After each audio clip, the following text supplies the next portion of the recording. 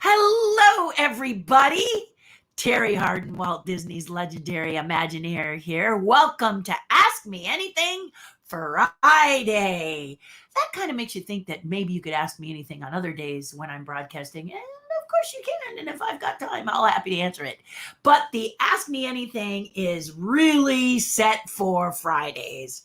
Give you an hour, sometimes more, many times more to answer your questions about stuff, and it can be anything.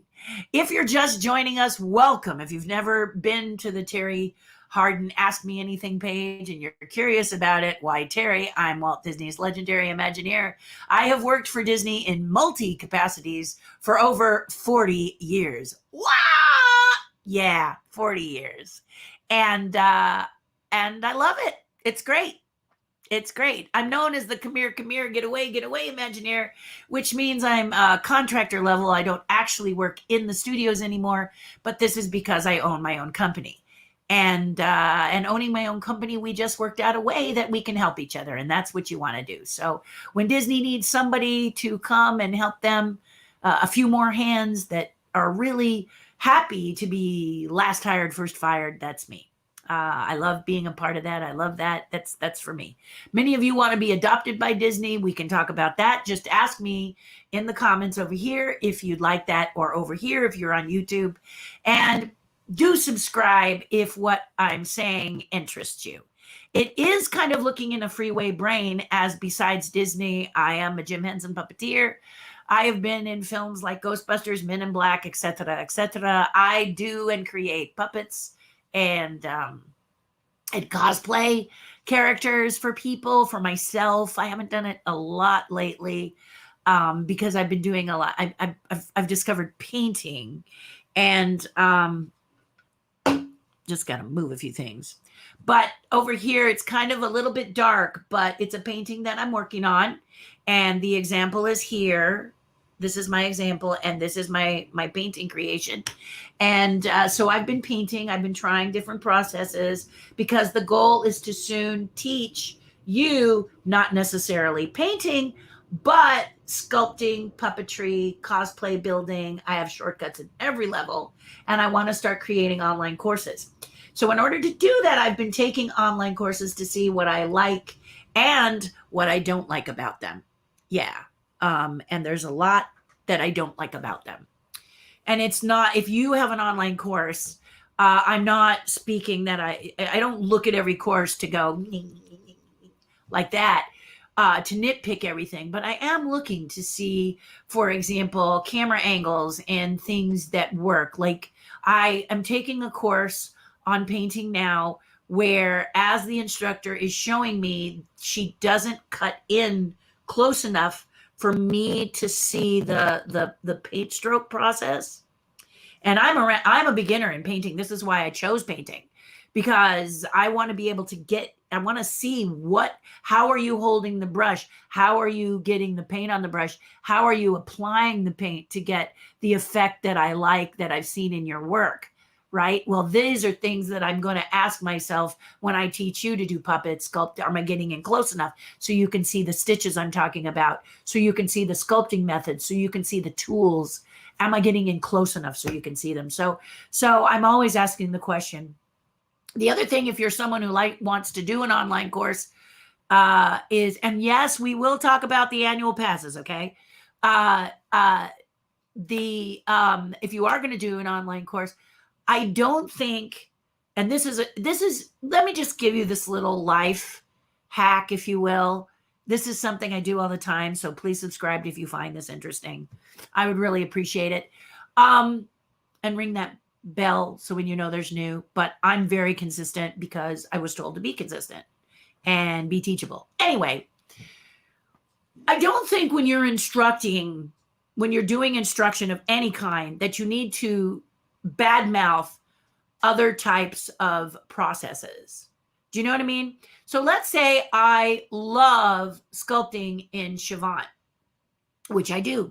Chiffon is an amazing clay. It's this brown oil-based clay that you can touch without getting it all sticky on you. You heat it up, it gets mushy, and then it's hard, you know, as it dries. So you don't have to, in water clay, you don't have to, cover it with cloth and keep it wet. Water clay, you have to keep it wet. Yeah. So, and you can go really small, like this my little character here. I'll show you. I just quickly did this little face. See this little face? This is Chivant green. So it comes in like a green, and it comes in that brown, and I like them both. It comes in a million different, types of hardnesses, super hard like stone to soft. It's a really great clay. Okay. It's a really super great clay. But if I sat here and said, this is the best clay in the world, the only clay you should be using, Sculpey sucks, Sculpey sucks, Sculpey polymer clays suck. Okay. Why do I have to do that? What does it gain me to tell you that polymer clays are bad? I don't get it. And if you're a painter and you paint oils, why badmouth acrylics and watercolor? If you like watercolor, why say something bad like you like acrylics? I like acrylics for the following reasons, and you name your reasons. Because watercolor just sucks. I mean, that is not, I don't know. I don't see any reason to diss that. You can say this. I like Chivant and I love wax, which is what I do most of my stuff in, is in a toy wax. I loined it. I learned it from Mattel. I worked at Mattel for 2 years, and they taught me the beauty of doing a toy wax. And that's another class I'll be showing you how to do if you're more advanced sculptor and you want to get into wax. I'm your gal. I'm really good at it. But it's not necessarily, it is a better way to sculpt than polymer clays if you want to get smaller than 3 inches. Okay? Because the properties that make up polymer clays are, the compound that does it are really big, are really large compounds in order to make the polymer clay. So 3 inches or above is going to be simpler for you. Not that you can't go smaller. I have, but it's a lot of painstaking work. And there are easier ways for you to achieve teeny tiny, which most of my stuff is, with what's called toy wax. So you can compare, like I just did. Sculpey is lovely and many people like it because you can bake it and you have it finished. You paint it after. Many of you know. A lot of you work in these polymer clays. Also great for making those cool beads that people do and making things like that. People make some amazing things out of the colored polymer clays. And that is the best material for that. Well, one of the best anyway. But the thing is if you're doing a sculpture out of it, Sculpey will crack and break. It's very hard for it to be repaired once that's happened. And so that can be frustrating. Wax does not do that. If wax shatters, you can put it back the same way you had it, which is very nice. You can take molds off of Sculpey if you like it. You can also take molds off of your wax, but the wax allows you to get super, super, super, super tiny with a lot of detail that Sculpey cannot handle. That's different than just saying this sucks. So I've been taking a couple of classes where they just talk about how it sucks. Watercolor sucks. Watercolor does not suck. Watercolor is amazing, but watercolor takes some discipline. Okay? To keep your watercolors from being muddy is not necessarily always simple and easy, but there are people out there, and you know them and I know them. One of them was my mother, that were masterful at watercolors. I love them. I'm not as good at them as, well, painting in general. I remember just drawing and painting in 2 dimensionals for me was like, no, I'd rather sculpt because I can turn it and sculpt what I want. I remember an illustrator saying, I like drawing because I don't have to draw the back.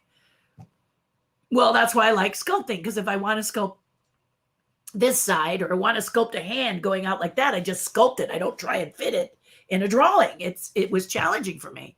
Well, now I'm taking a class to learn how to do that because I wanted to learn that. Now I'm at a mindset where I'm not just saying, my drawing is I wanted to improve my drawing. So I'm doing it, and my painting as well. I didn't like acrylics because they dried too fast, but now I'm taking classes with people who are teaching me to better understand that fast drying process and how to work with that fast drying process instead of complaining. And those of you who know Janny G with those beautiful hibiscus and those bright, beautiful colors, she's one of the people that said, hey, there's ways you can extend the drying time. There's all kinds of things you can do. You just got to learn about them. And then you got to practice. And that's true with everything, isn't it? So that was on my mind today because I just have a couple of teachers that I'm learning from that feel that they need to tell you that watercolors suck or oils suck. Oil painting is amazing. It just takes a very long time to dry, and many of the chemicals are toxic.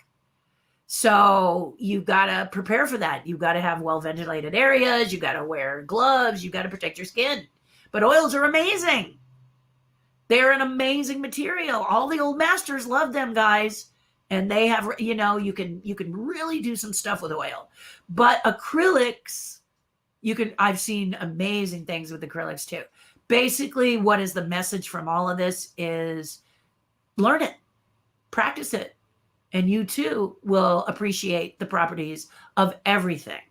Okay. I'm taking a class right now where I'm working in watercolors to color my drawings.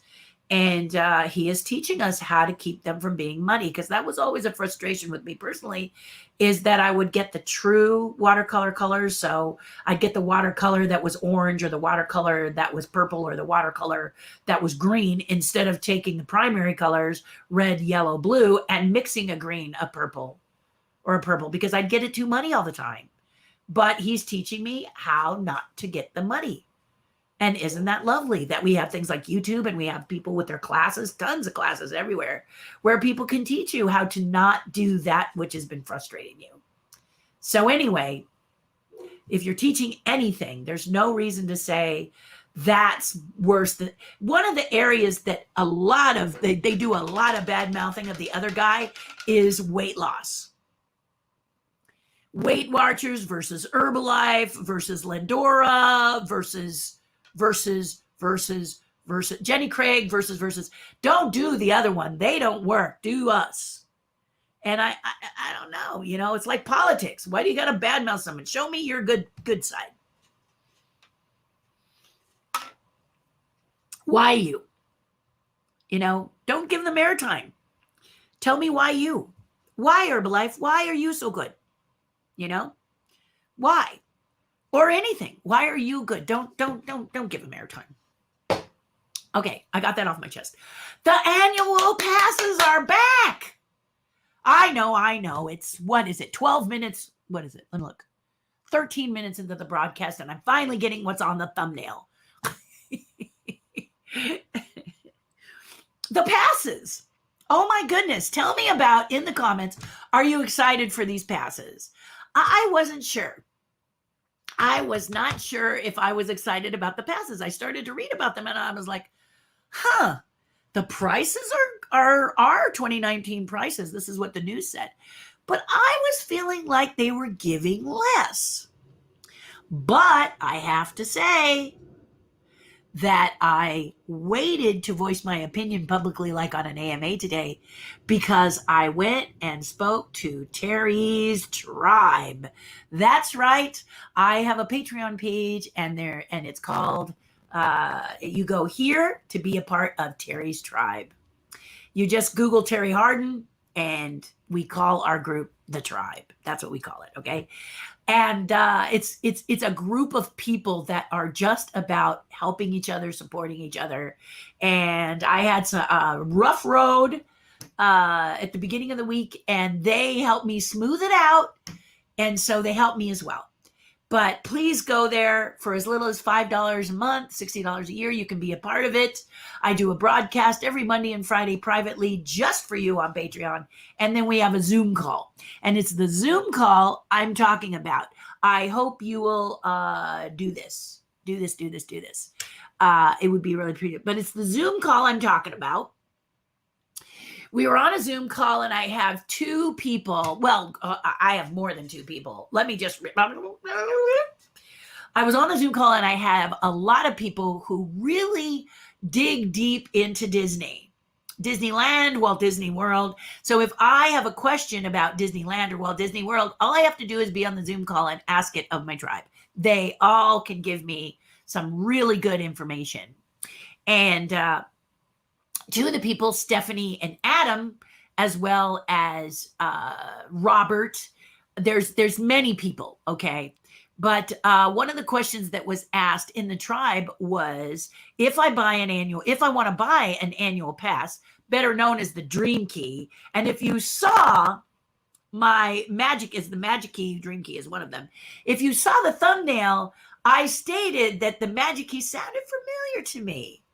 And then all of a sudden, I found a ticket from when I was a little kid of the Magic Key coupons that Disney offered years ago so that you could ride any ride. They took the place of the A, B, C, and the Ultimate E-ticket. You could tear them out and you got books of 10, books of 6, I think 6, 10, 14, something like that. And that way you could just ride all E-ticket rides if you wanted to. That could be your day at Disneyland. You could buy that. So Disney basically just, I think, looked back in their crystal ball, looked back and saw the Magic Key, thought that was a cute idea, and now we have our Magic Key coming back. I kind of like it because it feels nostalgic of that coupon. It made me go back to a time when I was a kid and loved getting those Magic Key coupons because it meant that I could, I'll have to show you one because the coupon book was something like $7.50 or something crazy at the time. I know it was really low. That's not like it is now. But it still brought me that warm and glowy feeling. But what I was going to say is that one of the questions arisen, and I thought I'd help you guys out today, is that one of the members asked if I had purchased tickets already for Disneyland, can that money be applied toward my pass? And the answer that came from Stephanie was yes, if your dates are after the annual pass August 25th opening. So if you've booked your tickets for after August 25th, which is the day these passes will be available to us, then you can apply your ticket to the price, the overall price. Isn't that cool? That's nice, isn't it? Pretty nice. Also, correct me if I'm wrong. Please do it in the comments here. If you live in California, you can do the payment plan, but many are telling me on the tribe that if you're outside California, it has to be one lump sum. And so that's something to consider. And then finally, you're going to want to consider what's important to you. For me, it's free parking. Free parking, free parking, free parking. And if you've read the levels of the Magic Key passes, you will discover the only one that gives you free parking is the top level. Now, lucky for me, I'm a Disney artist, so I can deduct this on my taxes, but many of you don't have this option. And even if you do, you still got to pay for it out of pocket, right? So, but parking is essential for me. I want to have free parking. I must have it. And it would be a deal breaker. I'd have to really consider if I would have a pass at all if it wasn't that I needed free parking. And here's why. Because I'm coming down to see you guys and be with you guys. So the parking is quick and fast and easy. I want to go in quickly, swoop, swoop. There was a level of pass which many of the people who are hawk-eyed, like many of you out there, I'm sure, have noticed that the top pass is kept and all the goodies are there. But then the second, so the Signature Plus was kind of like this top Magic Key one. And then there was a Signature, which is what I had, because I never go around Christmas time. The park is so crowded and so... at that time, I just don't go. Besides, it can actually sell out at that time. And I have this thing, you've heard me say it before. I have this thing about taking a position that could be to one of you guys, because I live in California. I live nearby. So I don't need to be taking a spot that you want really bad. Many of you, I have a very dear friend from the UK. The only time she can come is Christmas time. I don't want to take her spot. So it's kind of funny. It's kind of like meeting someone in jail, because many times I have met her at the bars of Disneyland, and we've exchanged presents through the bars, because she doesn't want to come out for fear she can't get back in, and I don't go in. So we do that. And then on another day, she'll have a dinner, and that's when we can actually get together and, be together, hug, chit chat, all that sort of thing. Of course, this was all before the pandemic, of course. And now we have appointments. And I was a little concerned about appointments, because how was I going to be able to come and see you guys if you were in town? But since you have to make appointments too, you could reach out to me and say, hey, Terry, I'm at Disneyland on the following days. What's your schedule look like? So I guess appointments are going to be just fine. Actually, might even be better. If you have questions about the passes, feel free to ask it. Don't know if I can answer it, but I can put it to the group in the Zoom, or consider joining the tribe so you can add your voice to that wonderful song of people who know all things. And it's not just Disney stuff. We talk about, for example, Ted Lasso. Have you noticed? Did you recognize my shirt? Ooh, ooh, ooh, ooh. Yes, I am a huge Ted Lasso fan, and this is my shirt. On the back, it says number 24, Obensaya. That is the amazing and wonderful Sam, if you've seen the episode. Sam, where Ted says, be the goldfish. That's all I'm going to say. It's not a spoiler, but if you haven't watched Ted Lasso, the new season dropped a few weeks ago, and my husband gave it to me as my birthday present. He told me if I was a good girl, which I was a really good girl, I would get to have Apple Plus, and all I watch is Ted Lasso, Ted Lasso, Ted Lasso, Ted Lasso. I love Ted Lasso. Now, there's another Apple Plus show, but they haven't dropped their second season yet. And my husband doesn't like it because it's too much like work. So it's a really great show. Many of you will know what it is.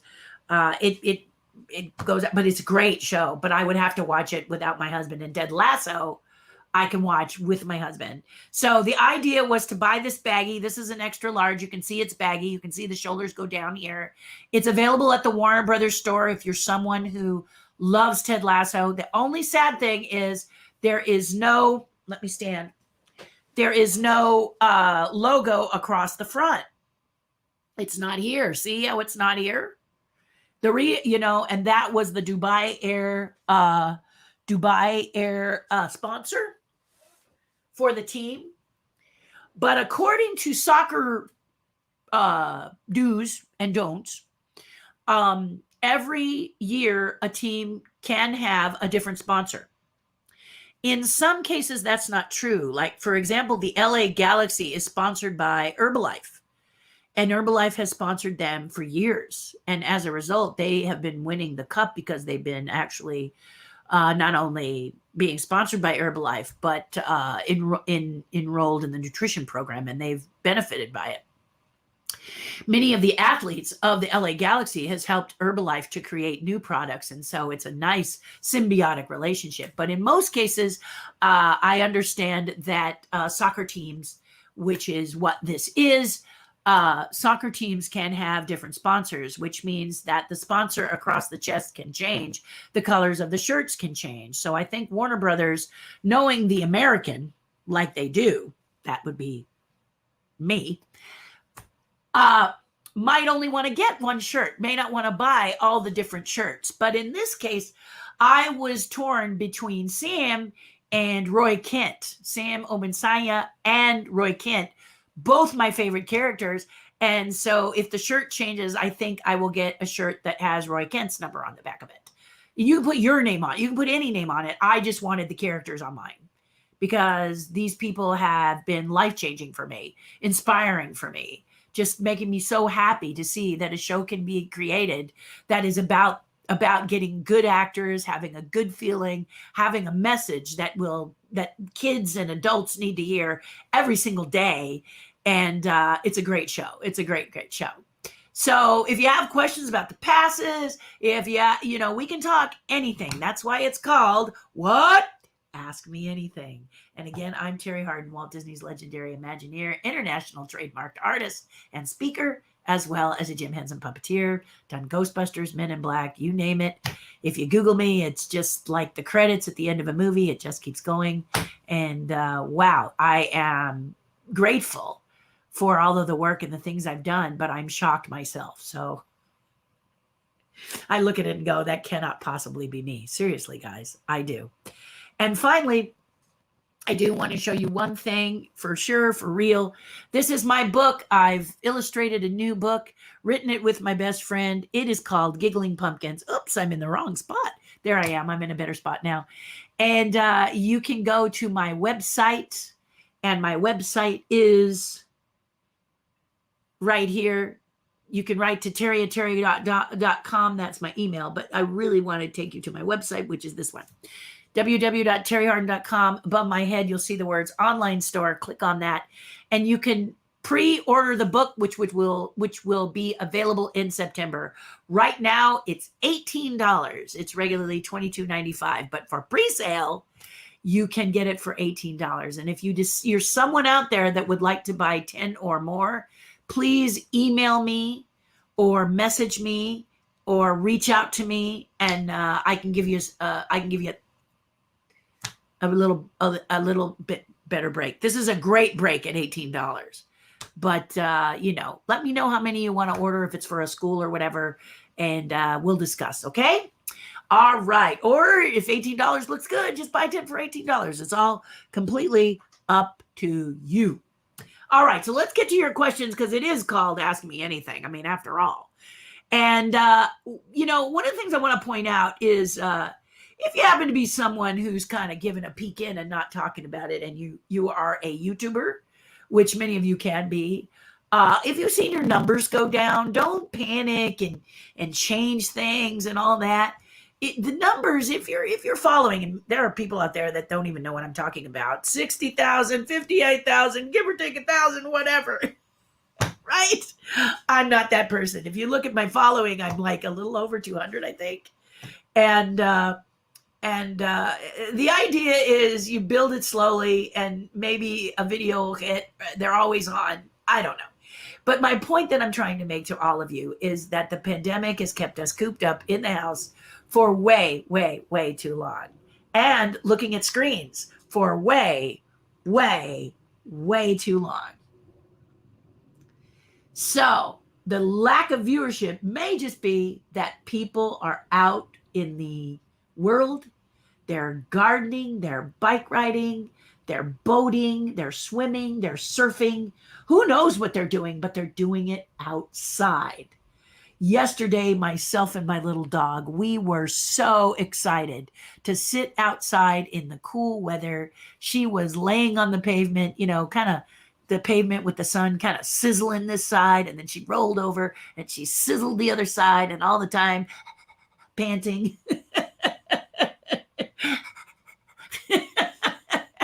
I finally told her she had to go in and get a drink of water, and we could come out and she could resume the sizzle. You guys who have fur babies, dogs especially, know what I mean. They love the lawn, or my dog just loves the cement. She just loves that warm cement on her hind legs. She loves it a lot. So we were out and about. We weren't in front of a screen. We were just enjoying the area. I have a neighborhood that looks like Leave It to Beaver, Marcus Welby, Close Encounters of the Third Kind, where there's kids on their bikes and they're all best friends and they're riding. It really is a lovely, it's a lovely neighborhood. So you can sit out and say hi to your neighbor. You can sit outside and talk to your neighbor while your dog sizzles. You know what I mean? So basically, this is a long version of telling you that if your viewers happen to be less, don't take it personal. Take it as people are getting out in the world, and maybe you're watching it after. And I thank you for watching it after, because you probably were outside and getting some of that sun and having a good time, or enjoying some of the activities you haven't been able to do because you were closed up as we all are because of the pandemic. Just be safe and be careful, and please get vaccinated. Okay, let's ask the questions or say hello. Jenny, you were right there, and I was talking all about you and your great painting style. Your ears were burning. Good to see you. Good to see you. Jacob, hello, Terry. I look forward to spending my Fridays with you. God bless. Jesus love you. Absolutely. Jacob, I have to say that I had to thank God recently for putting into my head all of the challenges that I was having because of a particular challenge I was having, and I couldn't let it go. And then I started to get these reminders coming into my body and into my soul. And I won't say that it made me feel better, but it made me do what I needed to do, which I should have done years ago. So I agree with you, Jacob, and welcome. Thank you very much. Lori Kirkman, how are you? Angie, there she is. How are you doing, Angie? It's good to see you. I so agree. We need to be respectful of other skills and mediums, always learning. Yeah, Jenny, this is the thing. I mean, it's one thing if you don't like it. It's another to just downright, blast it on any level, anything. I never understood that. There are a lot of what is called multi-level marketing things out there, not just weight loss, but I know that there's like those little aromatherapy oils, which I think are amazing. But there's several groups that are multi-level marketing that are doing them. And the problem is the minute you start to say something negative about a competitor, I'm off. It leaves a taste in the mouth that you're willing to go there. And that happens with politicians too. I mean, why would you give airtime to someone you don't like? Just tell me about you or your product. Why is your product good? Not why all the others are bad. Because, all of a sudden, hey, I remember that one.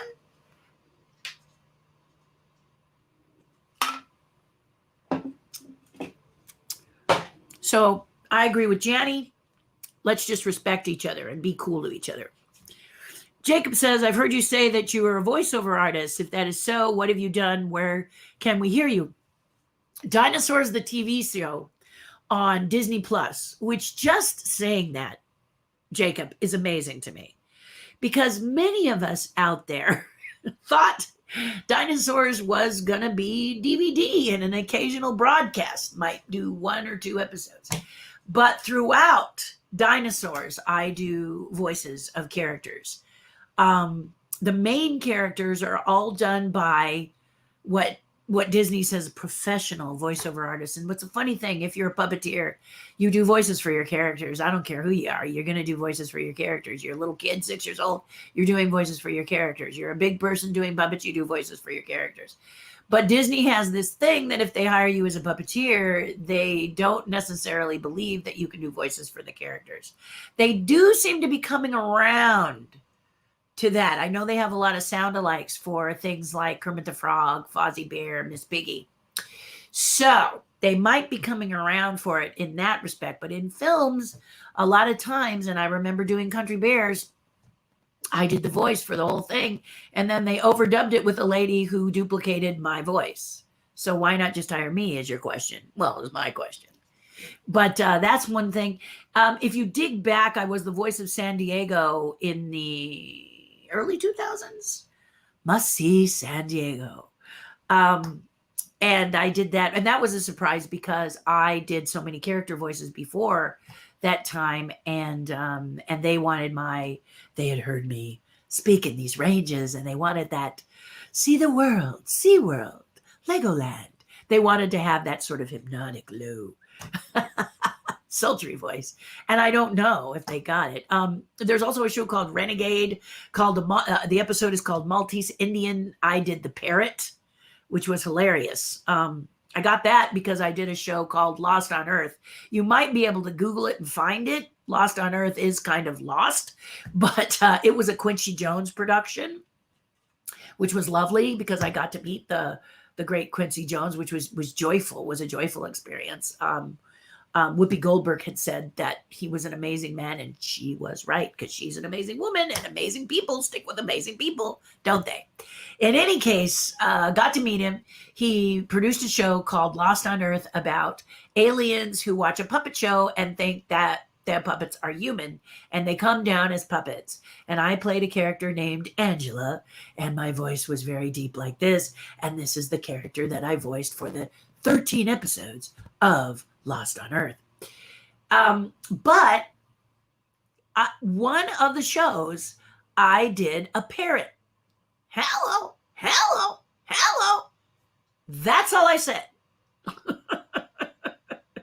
Somebody saw the show and said, there's our parrot.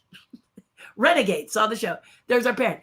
And they called the producers and they said, we want to talk to Terri. And when I got on the phone, they said, Terri, we love your voice. Would you come in and lay down a voice for us for Renegade? And I said, you want me to audition? And they said, no. We're give us your agent. We'll set it up. You come. Well, I walked in thinking it was this voice. So I was practicing this voice. This is the voice that the majority of that production listened to. Not hello, but strangely enough, they wanted the parrot. So I had to quickly practice a little bit, and I had a lot of lines as a parrot. The parrot is in it a lot. I think when it finally hit the airwaves, there was a lot less, but I did a lot of lines in this kind of voice. So,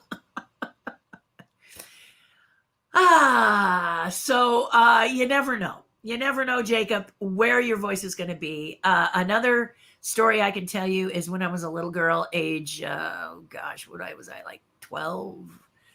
My mother worked for Disney as an Imagineer, and they announced that they needed voices for Figment. And I became one of the top 3 voices for Figment, the little purple dragon that many of you love. And they flew me to Florida with 2 other young kids, and I stood up to the microphone and I gave it my best, because Disney said they didn't want an actor. They wanted a child, and I was a child, and I was really good at being a child. But when it was finally cast, as you all know, it went to Billy Barty, the actor. What does that mean exactly? What that means is a lot of times people don't know what they want. So don't let the inner voice in your head stop you from auditioning ever, because you just never know. Okay? You never know. One of the biggest voiceovers I did was for a commercial, Philadelphia cream cheese, back. What was it? 1979. Yeah, I know. Do the math. But in 1979, I was called up by my puppeteer and one of my puppet mentors and good friends, Tony Urbano. And Tony was in the midst of shooting a commercial. He was shooting the commercial like now, okay? And he called me on the phone and said, Terri, how quickly can you get down here? We need a voice. And I was like, what? He says, I need a voice. I need a female voice. Can you get down here? Well, I was young and kind of crazy. Well, I'm still crazy. But the only vehicle we had, my husband at the time had, was a motorcycle. And it was one of those rare days in California where it was pouring rain. And of course, I have to get from where I live to this Hollywood studio so I can do a voice. So walking in looking like a drowned rat, I stood there dripping wet as they took me into a conference room in front of producers. And the producers said, we need you to say, isn't it silly not to use Philly? Okay. It's a Philadelphia cream cheese commercial. It was a talking Jello mold. There were talking burgers, there were talking fries, and I think there was a talking Jello mold, but it's been a while since I've seen the commercial. We tried to Google Philadelphia cream cheese Jello mold, on 1979, 1980 on YouTube, but so far nobody's pulled it up. But if you find it, tag me. I'd love to watch it again. But I'm kind of telling you the ending before the beginning. I did get the part. And I was so broke that my fellow puppeteer had to drive me over to the Screen Actors Guild. Puppeteers are part of the on camera acting group, and pay my dues because I was what they call, I know this is more than you bargained for, but if you're going to be an actor or performer and you're going to be with SAG and you want to be a member of the union, you have to have a couple of vouchers or Taft-Hartleys. I had been Taft-Hartley once already, which meant that in order to do the voice on this commercial, I had to join the union. Lucky for me, in 1979, it was a lot less expensive. But the point is I didn't even have that money. And my dear friend, Tim Blaney, drove me over and paid my dues. And then when I got my check from the commercial, I paid him back. But puppeteers are a tight group. You know, we're a good group. And Tim and Tony, I think of them all the time. And I say, whenever they have a win, I'm right there cheering for them because they're brilliant puppeteers. Tim Blaney does the character and voice for a couple of aliens in Men in Black. He's one of the worm guys, and he also does another character that's, I think it's a pug dog. Anyway, the little dog. I haven't watched Men in Black in a while, and I tend to forget movies, but I never forget Tim. He was also in Short Circuit as the robot voice, so he's done a lot too.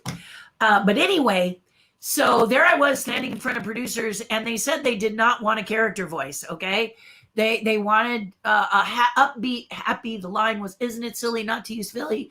So I made it very energetic. "Isn't it silly not to use Philly?" And they were like, "Ooh, that's close."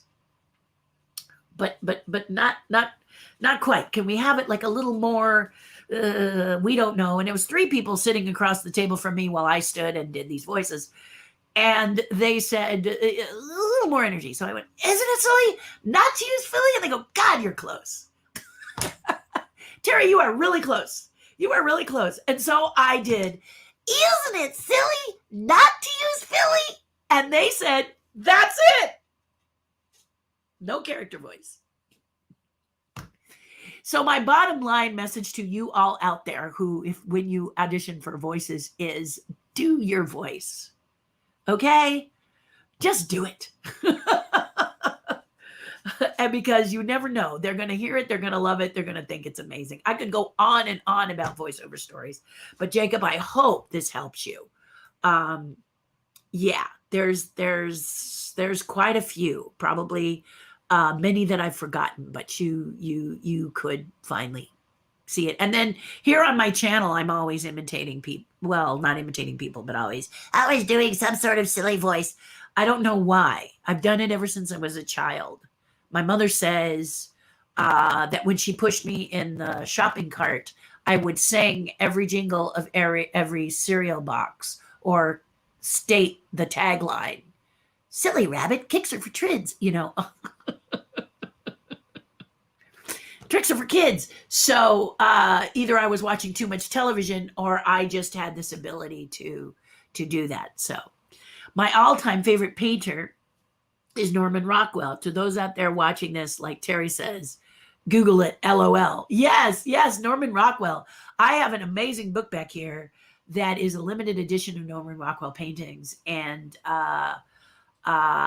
his paintings are very, very, very restrained, but the man could paint.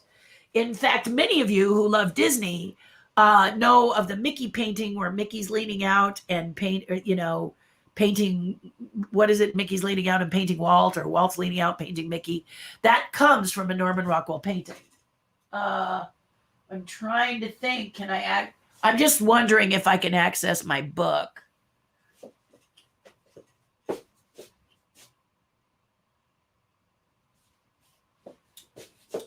I'm a little crowded here because I'm waiting on my manufacturer to come and pick up a lot of stuff and deliver the Hitchhiking Ghost. So I'll tell you what, remind me on the next AMA or even on Monday, and I will make sure I show you my Norman Rockwell limited edition book first edition limited book of his paintings. They're quite nice. And for you, Jacob, I will be happy to do that on Monday. I always love that old painting of the angel and the children on the bridge. Yes, that is lovely, isn't it? In fact, Jacob, you tend to strike me as someone who likes, and let me just find something here that I think you might like, Jacob. So just for not just for Jacob Gardner, but maybe a lot of you would like to see this. And maybe a lot of you have seen this before.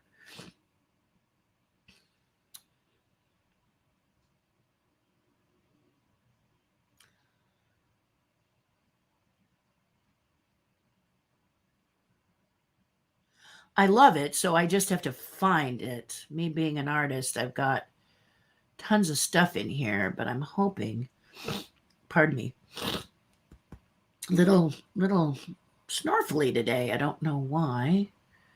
Let me just go back and see if I can find it. I'm frantically looking for it as I'm talking to you. You know, I never know what questions you're going to ask, so let me see if I can find this, because it would be nice to show it to you if I can find it. Let me see if it's in favorites.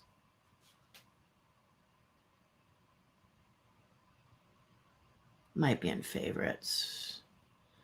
Nah, it's really eluding me, which is kind of a drag. Let me just see. I'm going to keep looking. I'm not going to give up. There we go. Maybe it's in commissions. Dadgummit. Why is it, you guys are helping me to realize that I'm sitting here saying to myself, why the heck is it not where it should be? And that's kind of making me cranky. But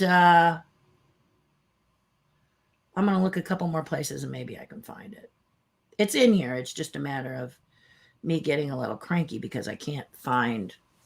I cannot believe it is not in here. I mean, it is not in certain. So I will try and find it. I will keep looking and chatting with you. That just kills me that I can't find it.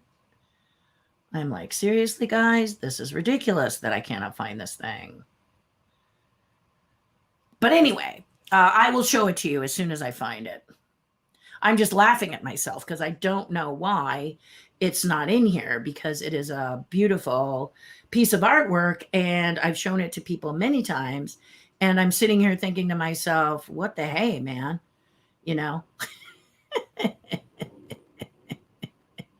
It just, this happens when you do a lot of stuff. It happens. So while I'm kind of half looking here, as a Disney Imagineer, I did Dragon's Lair Paris and Big Thunder Mountain Paris. Those were the two things that Disney brought me in on because they saw that I was really good with sculpting hard foams. And because I was really good at sculpting hard foams, they were like, and I was fast at it. So they were like, wow, this girl is just like streaking through doing this. And they were just surprised that I had this speedy ability. So that's where it came from. There it is. Ha, ha, ha, ha, ha. All it took, Jacob, was a little perseverance and never giving up. Okay, so here's something for you, and I hope you enjoy it. These are, Jacob, this is a one-of-a-kind special commission of a nativity. And it's called In the Hands of the Father. You see that there. It's actually, I think, the title is In the Arms of the Father. That's probably me. It comes from an old master painting of Joseph getting to hold the baby Jesus while Mary rests. I love this painting, and I loved sculpting these two nativity figures because I'm a Joseph fan. I'm a big fan of Joseph. Joseph went through a lot. He struggled a lot. And even though he was told by an angel that Mary was telling the truth. He still, I'm sure, got a lot of pushback from people making fun of him and everything, but he stood by her side. He may have had a little bit of doubt. He's only human, but I really am a Joseph fan, and I really love this painting of Joseph as he looks down at the baby Jesus, and the painting is so beautiful. And a friend of mine commissioned this of me, and I got to sculpt the characters. So here is my Mary, and it's done in the wax I mentioned before. And then here is my Joseph. It's a little fuzzy, but here he is painted. I have painters who paint it, but there he is holding the baby Jesus. And I will tell you, the challenge was the folds of cloth, like the folds around Mary's waist and around her sleeves and in the back. And Joseph has 50 million on the back of him too. It's a really, really amazing piece that I got to do. And I was so excited to do it. And I got, really, I love stuff like that. So I just wish the idea for the nativity had been mine. But we can't know everything, right? So I hope that you like that. I'm going to hide that. There we go. Okay, back to you. I hope you enjoy that. I hope you like it, because it's cool. It's cool. Lori says, I'm excited. Hate reservations, but oh well. I know. But you know what? Reservations are a way of regulating how many people are going in and out of that park. And maybe they've always wanted it to be a little less than their capacity so people can move around and enjoy themselves, right? So maybe this reservation thing is a good thing, I mean, for me, it's great because you guys can let me know and I can put it on my books ahead of time, just if possible. I have a very dear friend, Holly. Holly, I think she's planning on coming out, and I hope that I really would like to connect with her, because we've only met in the tribe, and we've become very, very close, as everyone in the tribe has. And I get really excited when I might have the opportunity of seeing you face to face. So it gives me a chance in my busy social schedule to get to see you, and I get excited about that. So Eve says, I don't like them either, but it really helps with crowd control. So Eve, just like I said, there you go. See, Eve's on it. And I think you all are on it when you say that, you may not like the reservations, but you really hate the crowds. Also, I'm hoping that with the announcement of the passes, that Disney continues to work hard on their Wi-Fi, because everything right now is going through the app, and it can be a challenge when you're on property because their Wi-Fi is meh. So the hack on that is to go to your I just want to see my Greyhound. The key to doing that is to get on cellular when you're trying to book a Rise of the Resistance or a visit to Avengers or food. Well, food, don't eat at the 12 o'clock time for lunch. Try to do it about 11 or around 1 or 1:30, simply because, that's when the rush is. Everybody wants their lunch at 12. So that can make it a little easier, but also on your cell phone, use cellular. That also came from my tribe, Robert, who has been going to Disneyland quite a bit, said that has been the way he's been able to get both Rise and Avengers and do just about everything he wanted, was to get off of Wi-Fi and go cellular. But hopefully that's not going to be the case all the time. I know I hope Disney is working on getting their cellular to work, their Wi-Fi towers to work better, because they are a challenge, aren't they? Yeah, that's basically what I don't like, is that the Wi-Fi is like, ugh. And for those of you who don't have cell phones, and I know many of you don't have, there are many of you that are people who don't own, smartphones and stuff. Hopefully there will be easier ways for you to book food and so on and so forth that doesn't require you having the app. But it is a challenge. You may have to take your tablet out there if you don't have it. Many people have a tablet. It's bigger, it's bulkier, kind of weird, but at least you'd be able to, utilize the app, and the app is the most efficient way that you can enjoy the parks right now. Is that true? Would you say that was true, Ava and Lori? Or am I talking out my hat? If you watch The Lion King, you notice lots of symbol. Yes, you do, don't you? Yes, you do. You do. And if you watch Kimba the White Lion, you'll find out where Simba came from.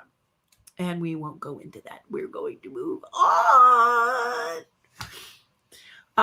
He says, bring back those Disney ticket prices. God's so much better than today. Well, there was a rumor, and it could be only a rumor, that they might work it out to where, you can have a lower price ticket like we did in the past, where you could just hang out. But the problem with the challenge I see with that is why it may not happen is that the park would fill up and be crowded. The actual attractions might not be, but the park itself might be. And so I don't know if Disney will do that. Their goal is to keep the whole experience fun, and you choose how you're going to do it. Like, I don't ride a lot of rides, but the next time I go, I'm going to go, of course, check out Jungle Cruise. I'm a Jungle Cruise fan. I love the Jungle Cruise, but I haven't been on it yet. So once I get my pass, I'm going to make a reservation and pop over there and see the Jungle Cruise. And then I might just come home, but I don't think so, because I'll run into so many of you guys out there, and then I want to chat. Maybe we'll have lunch or have a Coke and a smile. You never know. But that's the reason I go, which is why parking is so important. Remember, though, as Stephanie and many of my Disneylandites have told me, is remember that the trams aren't running. On the app, it will tell you the trams aren't running. So, but you have 2 other locations that you can park your vehicle. So that's cool. Yeah, that's very cool. Like Toy Story, which is on the harbor side, and another part. So you got 3 choices, and that's cool for the free parking if you get past the ultimate pass, which is there it is, which is the Dream Key. That's the ultimate pass, is the Dream Key pass. The Believe Key pass is the next one down, and I think it just skipped the original Signature. So I think the Dream Key is like the Signature Plus, and then you've got the Believe Key, the Enchant Key, and the Imagine Key. And the difference between Enchant and Imagine is whether or not you live in California. Lots of blockout dates, lots of blocked out dates. But if you're somebody who comes occasionally to Disneyland, that's a really great pass to have. But even if you're my husband, who is once in a green moon person, it's less expensive to pay for him, because he might go once a year and only one park, Disneyland. So there's those rare characters too. Hello, Justin. How are you? Oh, Bob Berdine. Yes, I'm excited about the weekend. Yes, I am. Janny says watercolor is so hard. Can we see what you're working on? Yes, Janny. Okay, here's what happened. Okay, I decided to improve my drawing. Thank you for asking this question, Janny, because I will pull it up. Crazy, I got to tell you. I will pull it up. Beep, beep, beep. We're going all the way back down to the bottom. Okay, all right. Okay, so my drawing in the early times was very rudimentary. I can draw a basic shape, but I'm looking at an example, and then I'm, not necessarily from my head. And I was talking to my client about this yesterday, because my client said, I want to be able to draw from my head. And I said, well, here's some ways that you can learn to draw from your head. A lot of times, now if you've got I always do this, a tablet, that's the word. Why can't I remember tablet? I have an iPad, and that's not all tablets, is it? If you have a tablet and a stylus, for those of you who are Appleites, Apple iPad and Apple Pencil, you can get a program that you can pull in a photograph that you like of an animated character, for example, and you can trace over it. Now, many artists are traced. What? No. But hear me out. you can trace over it, and then, you do a second layer, you trace over it. Turn that layer off or eliminate that layer. I think it would be better to turn it off rather than eliminate it. Do another layer, trace it again, trace it again, trace it again, until you think your hand has that memory. Then make a next layer, turn all the other layers off, and see what your hand remembers as you draw it.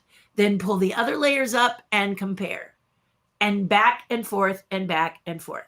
The old masters, no matter who they were, drew nudes. They drew nudes, they studied the body, they studied anatomy. But if you want to do animated characters, I don't think you need to do that. This is my opinion. So don't shoot the messenger. But I feel if you want to draw flowers, practice drawing flowers. If you want to draw characters in animation, practice drawing those characters in animation. Trace them in the beginning, then eliminate those and draw it and see how you do it, and do it over and over and over again. I guarantee you the memory in your body and your hands is going to happen. Why? Because just like Janny asked me in the question, let me see what you did. So I was looking for an example of some more of my rudimentary art, kind of my art that's kind of like meh, but it gets the idea across. If you are someone who wants a one-of-a-kind from me, I'm going to roughly draw it, clean it up as best I can, and then show it to you. But it's not awesome because that's not the point of the drawing. The drawing is not designed to be incredible. It's designed to show you the pose and the thought processes behind my creativity. I found one. So here is the way I used to draw. I used to draw like this. Now, maybe you're going, wow, this is incredible. But this is an example that I gave Disney about the Tinkerbell tiptoeing across the map that I designed. Many of you have seen her. Many of you own her. There were 2,500 of them made, so there's a very good chance many of you own her. On eBay, she can go anywhere. Originally at Disney, she sold for $75. On eBay, she can go for anywhere between $125 to over $450. If it's over $450, $300, ranges like that, they should be signed by me. Okay. If you're going to pay that money, because you can find them for lower and then you can have them signed by me. You see what I'm saying? Just a tip. Okay. So it's quick. It's rough. It's no detail. You notice she's tiptoeing through the map, and it's kind of like, but it's basically just to get the point across that it's going to be Tinkerbell. She's going to be tiptoeing across the map, and that's what the sculpture is going to look like. Okay. So that's kind of the idea there, right? But then, and I'm just going to let you watch me look through here. But then I thought it should be a little more detailed, okay? So I started taking this class, and the class was called pretty much drawing on the paper, straight ink. So no pencil ahead of time, no pencil, if you're a painter, a lot of times maybe you pencil in your sort of composition and stuff. No, you're not allowed to do that in this class. Straight ink, straight on. Good luck. Was me. Okay. There I was. Oh! Many people say you must be fearless. I'm not. Okay. A new thing scares me just like a new thing would scare you, but for a lot less time, because I look at the energy, I build the energy, and I go, yeah, let's do it.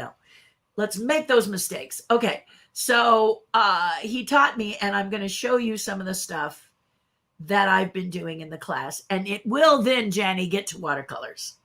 Okay. I promise you it will.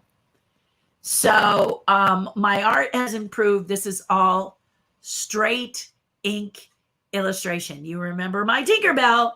Okay, get ready, because here we go.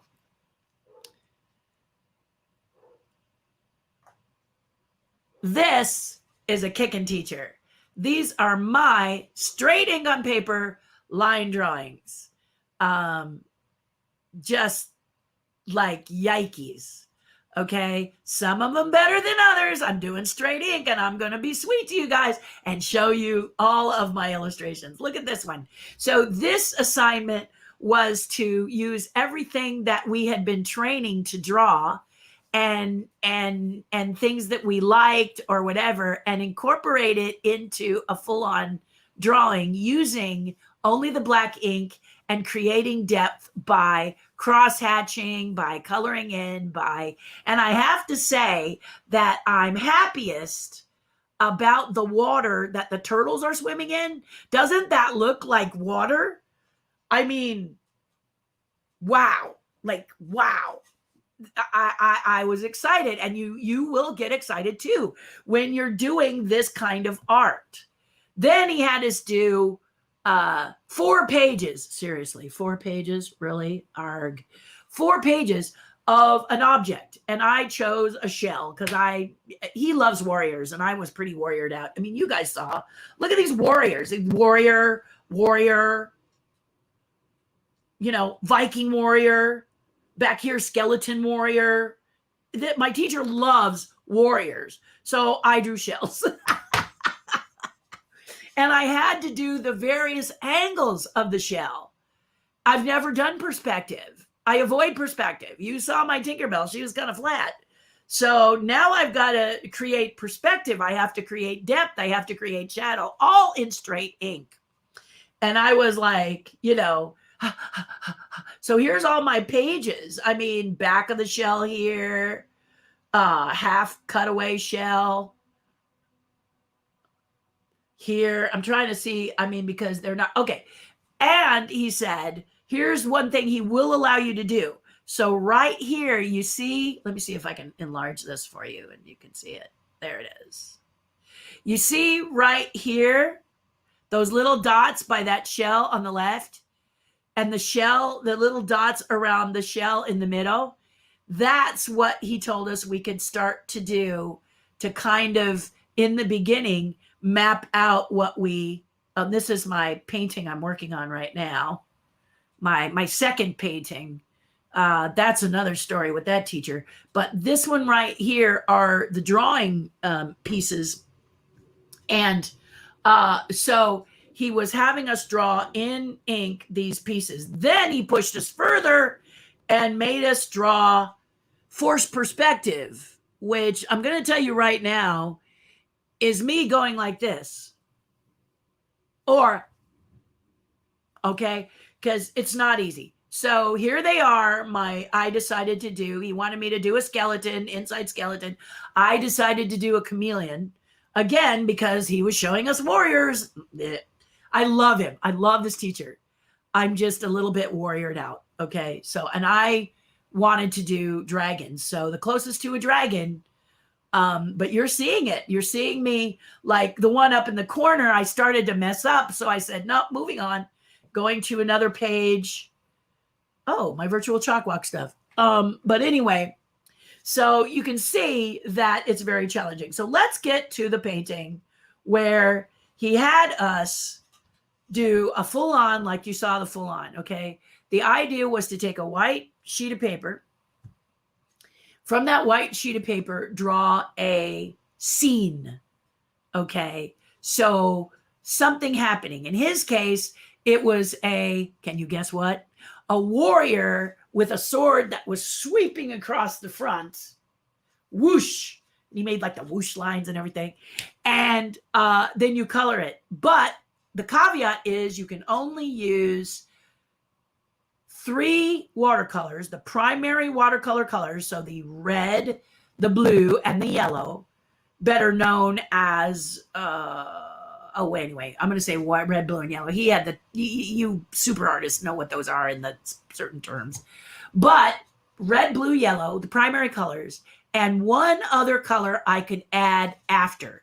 But all the other colors had to be mixed. And like I told you before, because my colors are always muddy. But I went through a process where he taught us step by step how to blend and how to do it. And now I'm going to show you what I did. Here it is. And I'm really super proud of it. So let me explain to you. Okay. Again, I didn't want to do warriors. So I did these evil anglerfish. This is like becoming my style.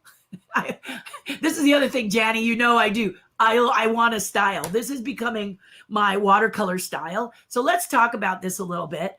I inked in the characters straight ink. So that means before you ever put pen to paper, you have to kind of have a theme, and then you ink them in. And I'll tell you, one of my mistakes that I couldn't fix was this in the side that looks like there's a Mickey Mouse on that fish. It kind of pulls focus because it's so dark, but nobody's perfect.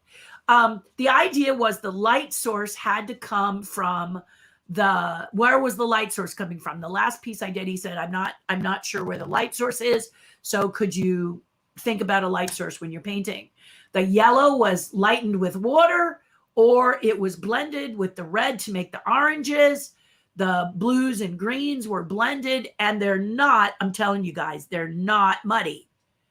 The painting is modeled, but not muddy. And the color I picked for my additional color was black. And if you look around the borders or inside the mouths of a couple of the fish, you'll see that I did a straight black because I thought the black would help make it feel like it was deep, deep, deep sea.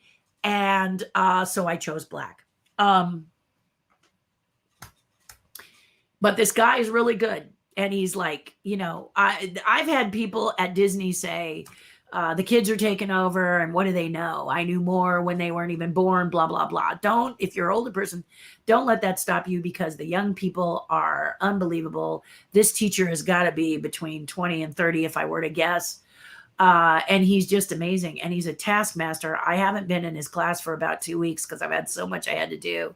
And I'm going to jump back in. He doesn't do like where were you? Because you can do it at your own pace.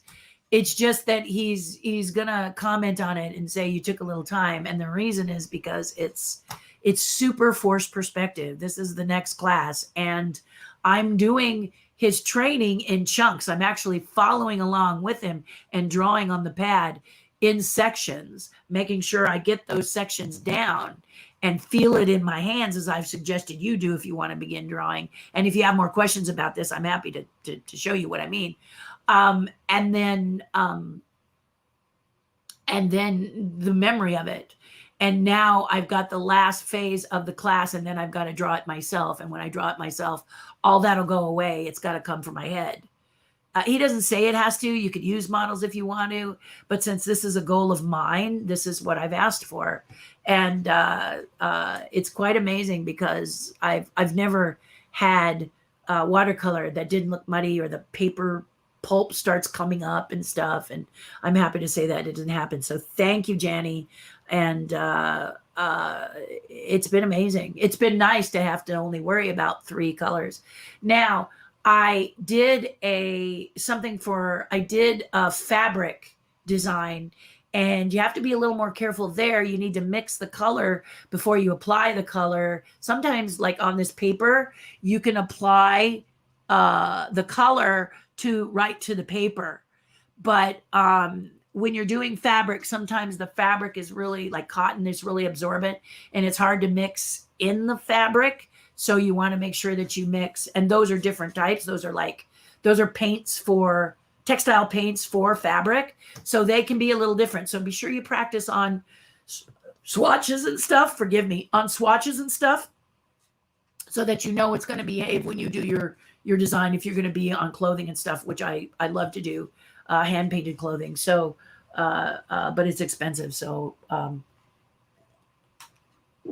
if you know any textile people, not Spoonflower. Spoonflower doesn't do a rich enough black for me. But things like Spoonflower that can do a deep black for me, that I'm very interested, please let me know. That's my question to you. So thank you for that question, Janny, because that was lovely. So happy to be here. Blessed, missed everyone. What are the plans for the weekend? Has COVID changes been happening again in your area? Bingo! Yeah, whoop, whoop. In fact, restaurants may be required to ask you for your vaccine card.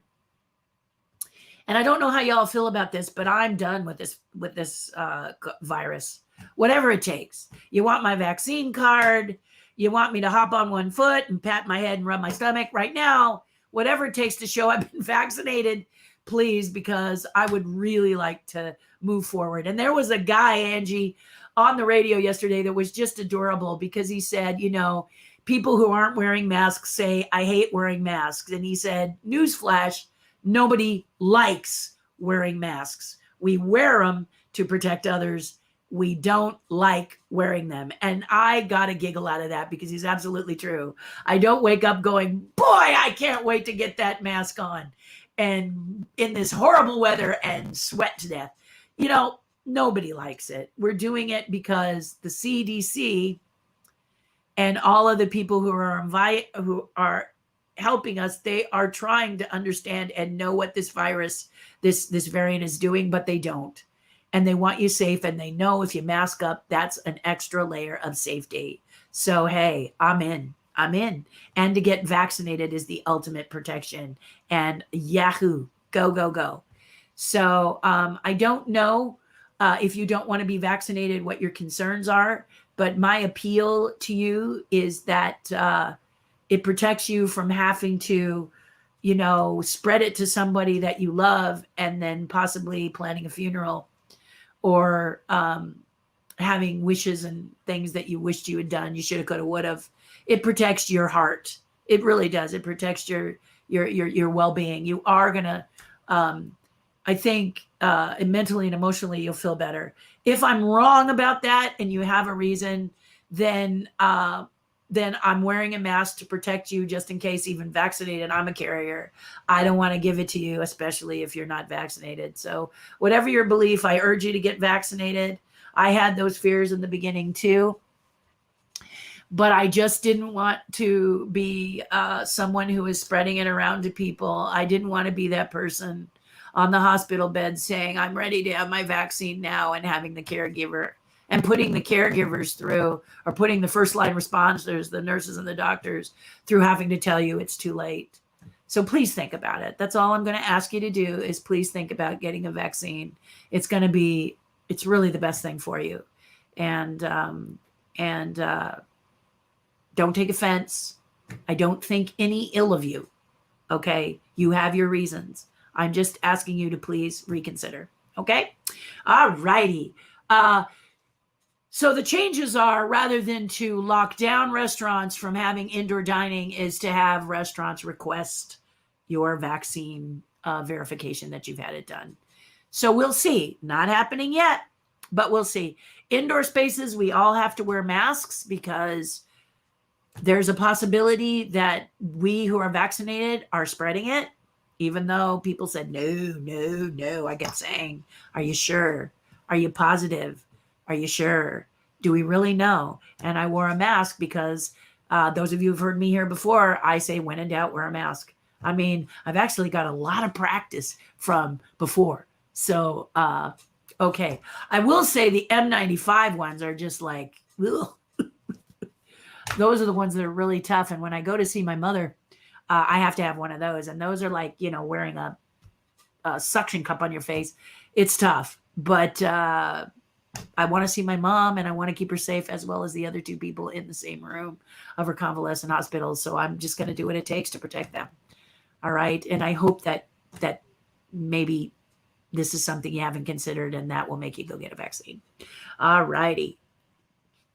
So yes, in my area, there have been changes, and the rise is going up among non-vaccinated people, and some vaccinated people are getting it as well. So they're saying, maybe you're a carrier too. They don't know. They're trying to figure this out. And gosh, I'd hate to be them right now. That's a hard job. That's a really hard and difficult job. So basically, give them all a grain of salt. They don't know everything. They're trying to do the best they can and keep it all based on science. Yeah. Jacob says, what do you think about Matt Vogel's Kermit voice? A lot of people are giving him slack for it. It's unfair to a new puppeteer. It's not. Jacob, that's a great question. Matt's an awesome puppeteer and a good guy. He saw the opportunity to do Kermit the Frog, and he could do a Kermit the Frog voice, as many puppeteers, a lot of people will walk up to me and do a Kermit the Frog voice because they know I'm a Muppeteer. But it was rough. Disney always hires sound-alikes. When the Muppets went over to Disney, that was a given, that Disney was going to start to look for people like Matt, and that Steve Whitmire was not going to be the only one. Jim would never have done that. Would never, ever, ever have done that. Nor would Disney have done it if Jim Henson were still alive. But what does that make Steve Whitmire? Okay. Steve Whitmire was handpicked by Jim Henson to do Kermit the Frog. I know this, okay, because I knew Jim and I know Steve. And with all of the characters, Jim was very, very true to the people who created these characters, and he watched the people who created their characters on the original Muppet Show. And he thought Steve would be the best successor for his Kermit the Frog should anything happen to him. The sad thing is something did, and Steve had to take it on. And it was very hard for Steve to take it on, as it would be for any of us, because it really, Steve worked. Steve was mentored. Steve was alongside. I worked with Jim Henson, but not like Steve Whitmire, Dave Goles, those amazing people from the first round, right? From the first group. So it was hard on people like Steve and others when Disney hired sound-alikes, but Disney always hires sound-alikes no matter what it is, guys. If you work down at Walt Disney World, you got several understudies doing various things for you. It's the way Disney works. I hate to say it, but that's the way it is. But is this Matt's fault? No, this is not Matt's fault. If Disney was asking for people who could do Kermit the Frog, and you could do Kermit the Frog, would you say no? So what about TERRI? So they asked me to come and audition when they were looking for sound-alikes, and I had to say no.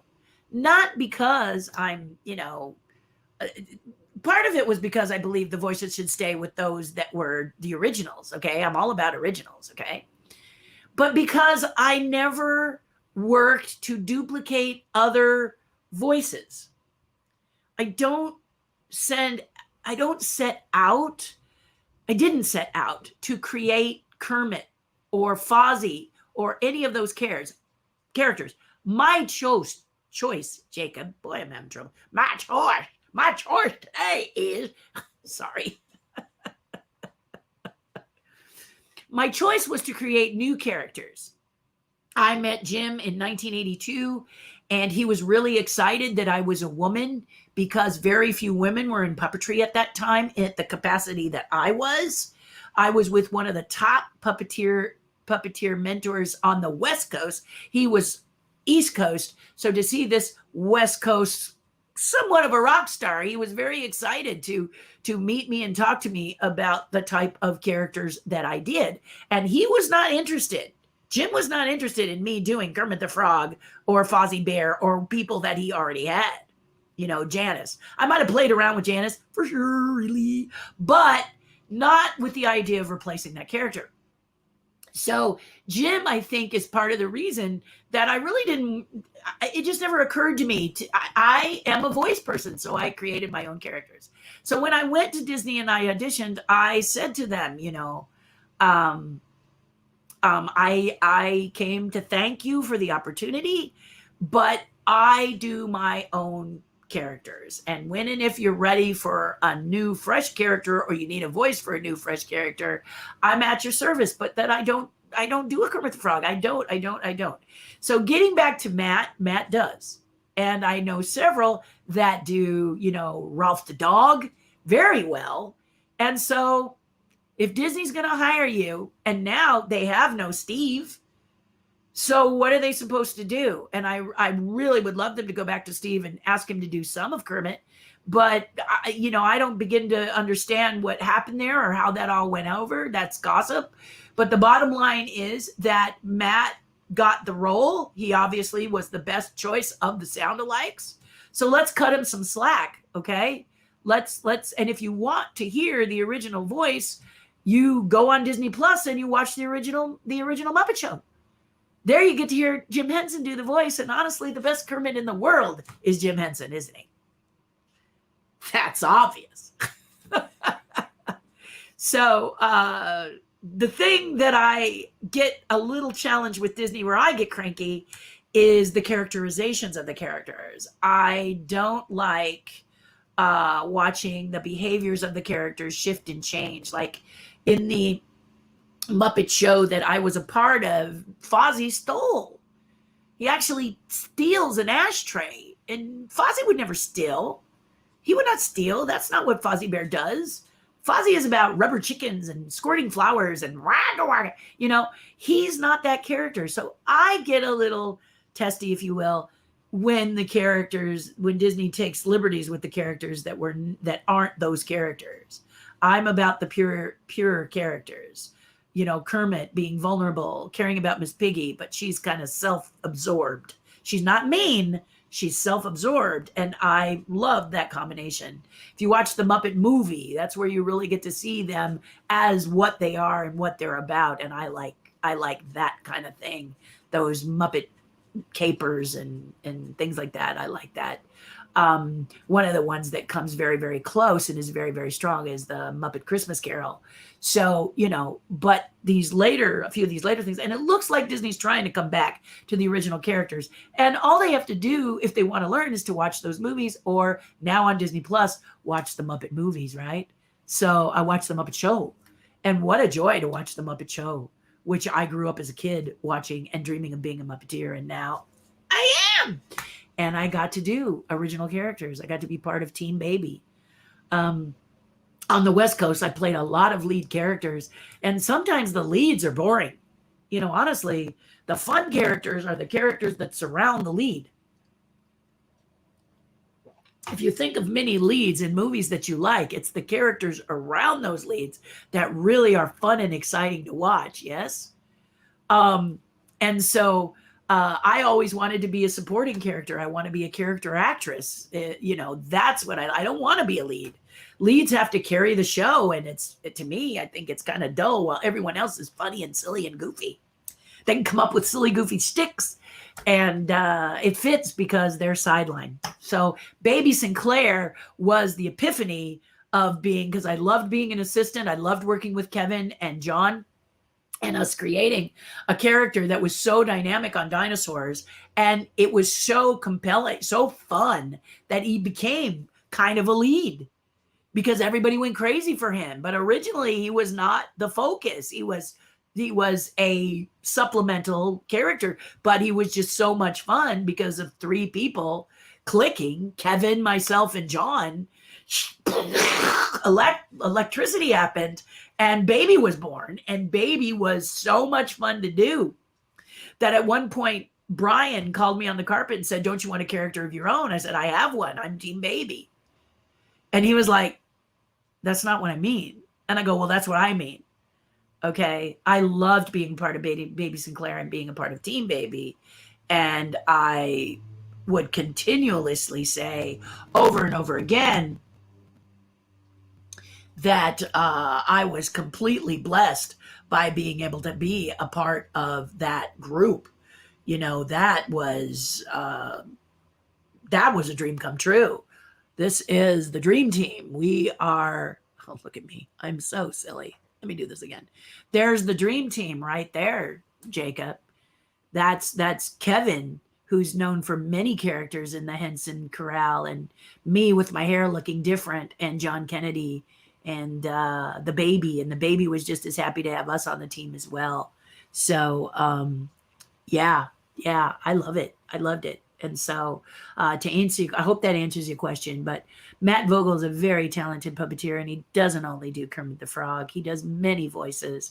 It's just that he landed Kermit the Frog. And so cut him a little slack. You know, if you want to get after people for doing sound-alikes, you need to go to the person who's doing the hiring, not Matt. You know, you can't blame Matt for going for it if he could do a Kermit voice. I'm just saying, you know. My parent just answered you. Eve, that's so funny. What kind of parrot do you have? Do you have an African gray? I have to tell you, my friend had an African gray parrot who duplicated my laugh so well that my friend said she thought I was in the room.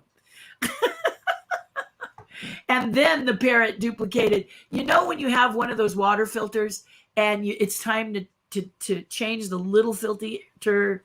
You may not have to do that now, but there was a time when you had to change the little filter inside the faucet unit as well as the big unit underneath. And it used to do this beep, beep, beep. Well, the parrot learned how to do the beep. And I think he found it very amusing that my friend kept going under the sink to check to see if she needed to redo the filter. Parrots are amazing, aren't they? Aren't they amazing mimics? So good. And then sometimes you get one that actually starts to talk to you, which is my friend who is a magician, Joe. He had a parrot that would say, "Don't you think it's time you take this cover off? Take the cover off, Joe. Take the cover off, Joe." And he would be like, what? Because he'd put the cover on at night so the bird could sleep. I'm just amused by them. So thank you for sharing that. That is funny.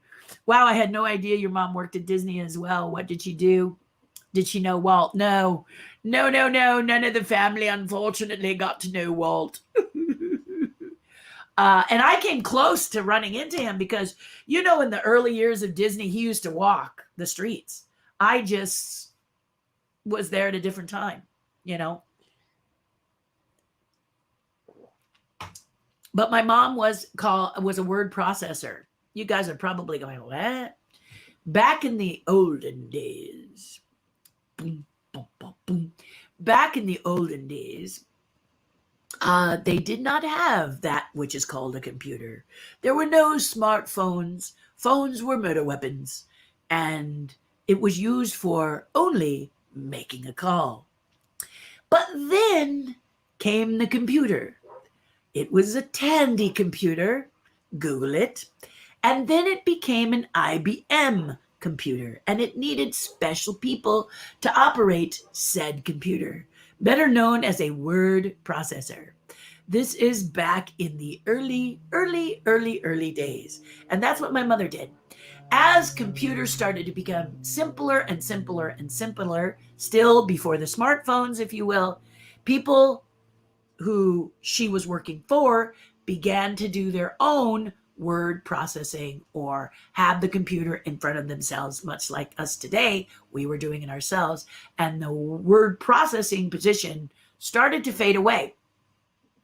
People would say, I know you do word processing, but what else you got? And this is about evolving. Many word processors would bring on filing. I do word processing and filing. I do word processing and reception. I do word processing and fill in the blank. But my mother wouldn't do that.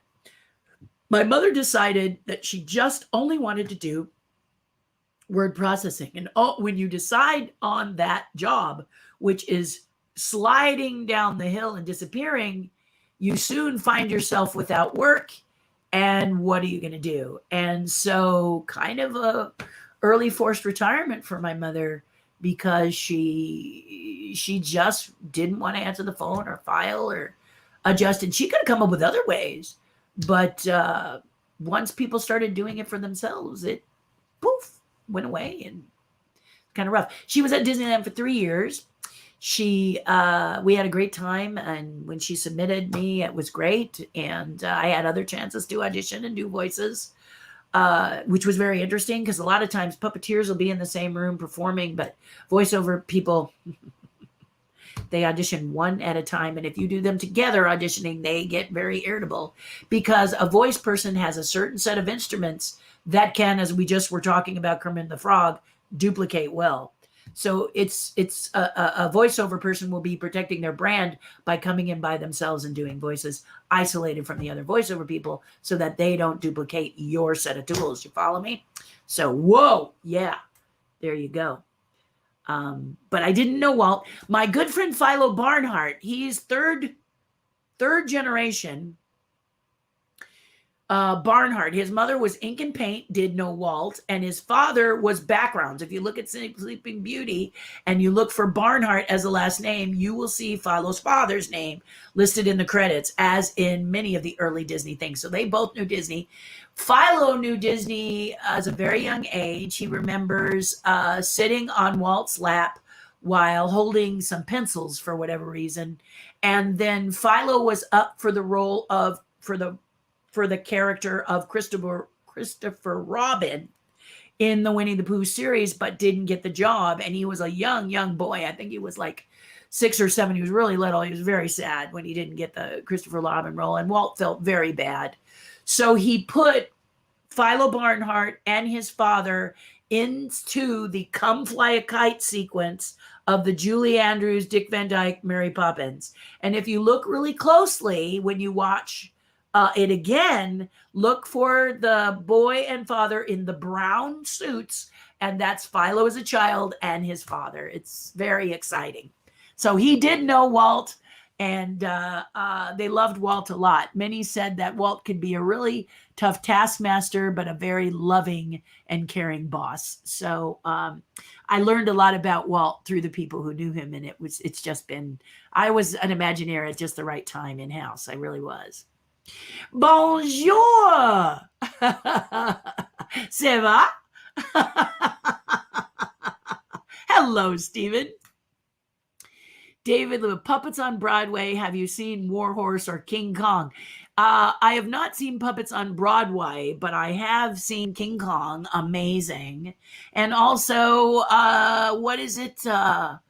Something of the dinosaurs that was traveling before the pandemic. I actually got to go backstage and meet the puppeteers and see how that all worked. Oh, I love that show. And I love all of this big stuff. You know, Tamor is responsible, Julie Taymor, responsible for the Lion King. I always went to see the puppets because the puppets are just phenomenal, magical. Yeah. You can't get tired of puppets. Puppeteers are doing some phenomenal things all over the world today, and you just can't get enough of that. So, yeah, puppets are a tremendous thing, David, and I love them. I love them to death. I just love them. The Norman Rockwell, Jacob, let me tell you, the Norman Rockwell book is called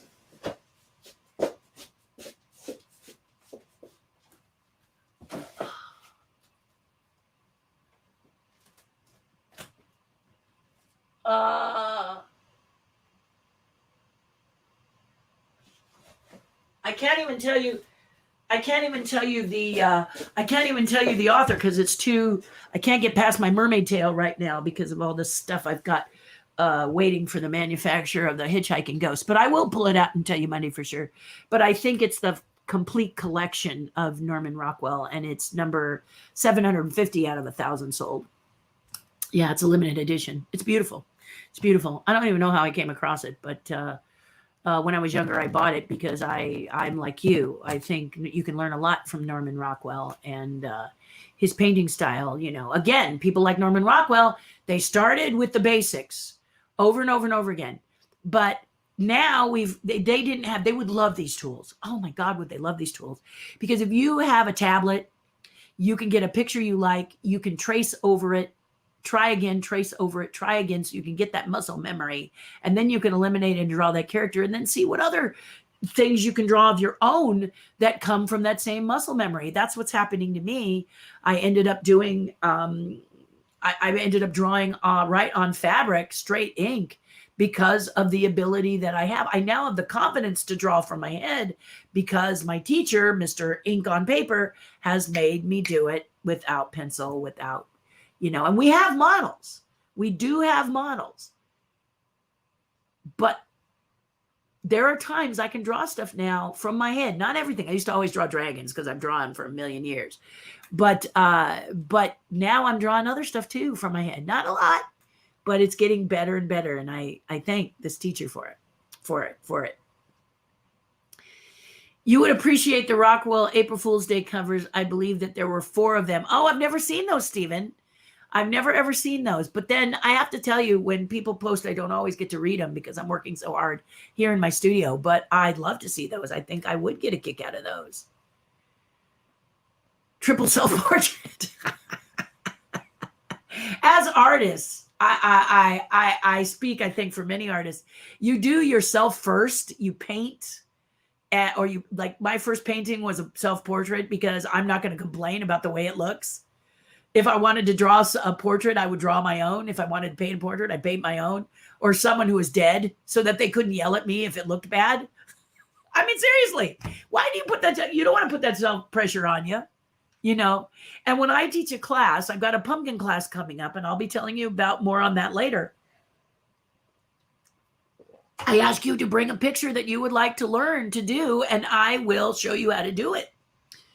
Why? Because I really don't like classes where you all paint the same thing or sculpt the same thing or draw the same thing, because your beginner's brains will look over at the other person, think it's better, and therefore add that to your neck.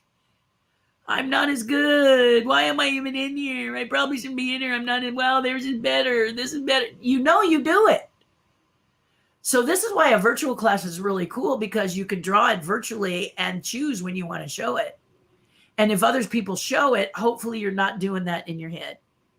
So when I do a pumpkin sculpting class, I have people sculpting pirates. I have people sculpting, one of the most favorite is Jack Skellington. It's a simpler thing to do, and it really looks cool once you've carved it in a pumpkin. You can learn the techniques. There's so many different, I'm telling you, the class is great for your self-esteem because you're not all doing the same thing. That's one of the keys. I help you do what you love. And if you love what you're carving, you're sculpting, you do better, or you're drawing. So in the case of, I like warriors, I don't love drawing warriors. I love samurais. I don't love drawing samurais 24/7. Dragons. I love drawing dragons 24/7. Little dragons, big dragons, front-facing dragons, fire dragons, fluffy dragons, bumblebee dragons, all kinds of dragons. I like to draw dragons. Dragons. So if I was teaching a course and I was doing drawings, you might be stuck on seeing a bit too many dragons, but that's what we're passionate about. So I love my instructor for loving warriors. It's just that when he asks me to pick something, I don't choose a warrior. I also don't always choose a dragon. I choose creatures in nature that are kind of dragon-like, hence the chameleon. So I can learn about putting things in perspective, and then at the end I squeeze in a dragon. And then I tell the teacher my passion is dragons. And it always gives him a giggle. He's like, okay, I see what you're doing. And then he loves the fish because they're so left field. People draw anime characters and everything in this class because it is taught by a Asian guy. And so I think a lot of people think this is the Asian guy, let's do anime type characters. His style is not necessarily anime style, but I think a lot of the students think that it probably is. And so they do that. Or maybe they're anime artists as well. And it just is, I've got a big plethora of anime artists. So I just throw in my weird style in there. And I don't know if it gives the teacher a giggle. I don't know about anybody else. But I just want him to know that I think his style, no matter what it is, has been very helpful to me. Just want him to know he's a great teacher and very exciting. Bryce Cow, and he works in the place is Class 101. And it's an investment to do the course, but I've learned so much. Also, how to set up the cameras. He has a 2-camera setup that shows you what he's doing, and he can come in close, and he really does help us to understand what he's doing and how it's happening. And he's got a great brain. So Bryce. Did I say Bryce? I probably said Bruce. Bryce Cow, K-A-U, I think, or O. Anyway, Bryce is great, and it's a great class. I don't know if it's being offered again, but he's been a real help. One of the things he told me is if you're trying to draw forced perspective, like you're trying to draw me in the background here on a 2-dimensional piece of paper, and you're trying to draw the hand here, to draw the hand first and then fill in the back. And boy, that's kind of like one of the drawing classes I teach from a different perspective. He just sort of twists what you're doing instead of drawing the body first and then trying to do this, reverse it. It's pretty cool. If you're someone who draws and has always wanted to do perspective, and it works, it kind of works no matter what direction you're in.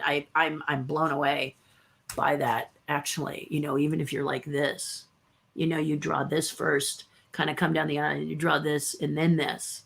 Shoulders behind the head, which is behind the hand. It's brilliant. It's brilliant. I mean, he's brilliant. And he's less than half my age. So for those of you who don't think younger people can teach you something, put that in your pipe and smoke it, baby. Because that's simply not true. Jacob said, Who did the Joseph painting? I cannot tell you who the artist was. I used to know. Uh, and what happened, the story that continues with this painting is that you could probably Google "In the Arms of the Father, in the Hands of the Father" and find it. But the thing that's really interesting about this is that it was a beloved painting of a minister to my friend who commissioned me to do that. Try and follow that, Jacob. And and he had gone into a store that was selling nativities of, religious things of various nativities, all different sizes, etc., at his church or whatever. And he saw this and he couldn't afford it, or for whatever reason, he didn't buy the figures. They had the painting and they had someone who had produced the figures, but he didn't buy it. And when he went back, they were all gone and he couldn't find a way to get them. And he's always regretted that. I'm sure many of you on this broadcast are saying to yourself, "Oh, I remember that. I didn't think I could afford XYZ. And when I went back, it was gone." Or I could have gotten that amazing tiki mug, but I thought I better ask my husband first or my wife first or check my budget first. And when I came back, it was gone. So we've all been there. And he was very sad, but he helped this woman have this lady who commissioned me was in a crisis, and he helped her through a very devastating crisis. And so she wanted to give him back something very, very personal. And he had told her about this painting and this misfortune. And so she commissioned me to do the nativity. When she came to me, I told her that those two pieces could be quite an investment to create Mary and Joseph and baby Jesus. But so why have me sculpt the manger animals as well, the cow and the donkey and the whatever. Don't have me sculpt those animals as well. Those you can purchase. So what I did was I went to a store that sold these nativities at a church, and I asked them there about the different sizes that nativities came in. And we settled on 1 inch to the foot, I think is what we settled on, something like that, so that she could simply purchase the animals or all of the surrounding characters. Three Kings, I don't think we dealt with them at the time. She kind of thought maybe she'd commission me to do those later, but that didn't come forward. But the point is that basically the animals that would fill it. And then he had a barn that was 100 years old. She took the wood from that and built the actual manger.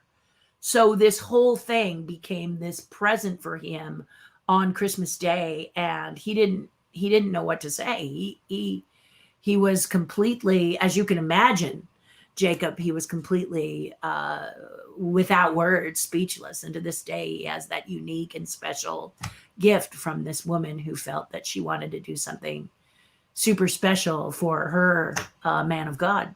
So there you go. It was great to be a part of that. I know, Jenny, right? You got to try it. If you want to see, I don't have my lesson book. I have my lesson book where I actually practice the watercolor part. If you want to see exactly how, or learn about how he did it, hit me up. Jenny's in the tribe. So Jenny, just, reach out to me and we'll talk. I know you're real busy, but I've been saying I got to reach out to you and talk to you about your painting, but I'm not quite there yet. And it's not that, you're an excellent teacher. I know you're going to be a great teacher. I've watched you and I've loved it, but I want to see if I have a style before I take your training so that I can apply my style to your training. Does that make sense? Yeah. I have a teacher right now, and the painting, she does one painting and everybody copies it. Right. And she's so proud when she can't tell the difference between hers and theirs. And I'm really happy for her. But for me, that would be like, no, this is in my head too. No, I do not want to duplicate you. I want to duplicate your processes, but I want me to show through. So this is just my thing. This is just, Terry. She wants to have her own, like my sculptures. If you look at my sculptures, they're Terri Hardin sculptures. You can see them on a shelf and you know that they're me. But that creating that kind of a style, Janny will tell you, and many painters on this channel will tell you, or artists of any kind, when you're creating a style, it evolves through time, but you start by practicing. So Janny did a class where I did mine, and I think it had the whimsy and the energy of her paintings, but it didn't look like her paintings. And I was really excited about that when she taught us at a retreat. I do these art retreats when there's no pandemic, where only 10 people get to come. And then I bring in teachers like Janny and myself, and we kind of explore what it is that might be your niche that you want to do artistically. Or if you're an artist who's trying to make a living doing what you love, should I choose you to be in that group, then we work with you on how to make that step into monetizing your art. There's a million ways to do it, and they're all in here along with the 9 other people. And we spend a weekend together. We cook together. We have breakfast, lunch, and dinner together. We have evenings where we chat. We train together. We do art. It's really fun, and Janny was a part of that. So it's a really great thing. I hope I can get those kicking back up in 2022. I'm really looking forward to it. First, I've got to get the ghosts to their respective parents, and then I'll be a lot better emotionally. Oh, thank you, Janny.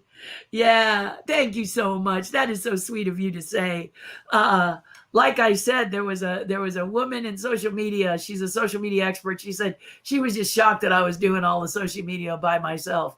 And that's that. My husband has helped, but when it comes to getting on the broadcast every day and doing the switching and the showing you all of this today is me, all of this kind of thing is me.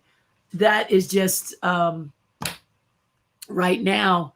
It's got to be me because I have a budget, but I'm learning how to budget for getting you guys to be a part of my platforms and helping you and getting the word out that I'm here for you should you need something. So that's the goal. And it was really nice of her to say, so proud you're stretching just like you, Jenny. I was like, because social media is a challenge for creative people because we want to be in a room under hot lights creating, and we pretty much want to be left alone to create. But you can't find us if we're in a corner in the dark in the back. You can't find us unless we post on social media. And so I talk about how to post and how to talk. And this is something, just main thing is be consistent and get started. It's scary to get started. And I should Google my first video where I didn't know how to turn my phone. And I wrote to all of you how to do it. I was broadcasting on Facebook alone and I couldn't make it horizontal like this. And so I told people to turn their phone. It was hilarious. I stood like this and said, am I on? Everybody loved it, and bless them for loving it. And thank you for loving it and having my back. But now you can see I'm a whole lot different. I'm a whole lot different because I've got this amazing way to make this visually entertaining for you as you watch me live. And I can pull up things for you to see and look at as we answer the questions. So I'm very, very proud of that and very, very excited about that. And I'm really glad you guys are getting out into the air and doing your thing. If you're sunbathing, you're playing beach volleyball, you're surfing, you're gardening, you're sweeping, you're riding a bicycle, you're walking with your favorite group of people, whatever it is, and you're not here, but you're watching it after, I get it. I'm with you. I love you for it. So please, if you're not watching me live and you're watching me after, mention in the comments. And if you had a good time, and if you have questions in the future, know every Friday at 9:00, whenever possible, 9:25. I'm here to answer your questions. I work very hard, or if I can't make it, like last week, I went to the doctor. And by the way, many of you will notice that there's just this little red mark. I had a splotch on Monday there because a skin doctor worked on something on my cheek there. But you can see it's getting better. And so I had to do that. I had to go see I have a doctor who is my heart doctor and doctor of people of age, 64. So she's starting to talk to me about some hereditary things that are starting to crop up with me. Hypertension, high blood pressure, things like that. That high blood pressure is hypertension, same thing. But the high blood pressure is something that runs in my family since way back, way back. So she monitors it very much because she knows that there's a very good chance I'm not going to. I'm not going to say I'm not, but we can keep it at bay. We can, work with it, but eliminating it, maybe, we don't know. And other things start to happen when you're 64. I have a very dear friend who's younger than me. He just found out he's borderline diabetic. We don't want that happening with me. So we're working very hard to just make sure that my food intake is good, that my exercise is there, and things like that. And she makes sure that if she sees something that's kind of got her worried, not worried, but concerned, she can start to treat it in the early stages instead of waiting till the later stages. So that's what the doctor's appointment was about. She finally put the hammer down and said, get your hiney in here. And so I did last Friday, but it's all good, man.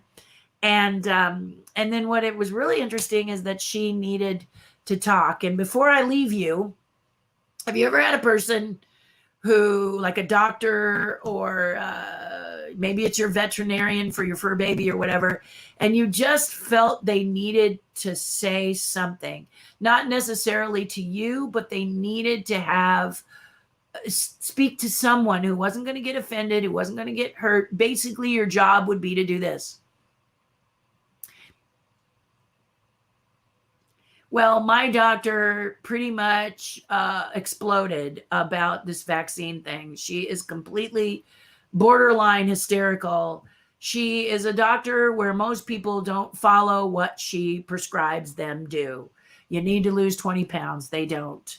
You need to do more exercise. They don't. You need to fill in the blank. And I guess a doctor would get frustrated by that. And my husband and I try very hard to be teachable and do what she asks. We're not perfect, so we don't always do it. But I mean, we try. Like, get in to see me, and then Terry sort of doesn't. But anyway, she needed to talk about people and the vaccine, and she is absolutely devastated emotionally by the fact of people who won't get a vaccine. And she just couldn't stand it anymore. So she wanted to vent to somebody, and I was the lucky winner.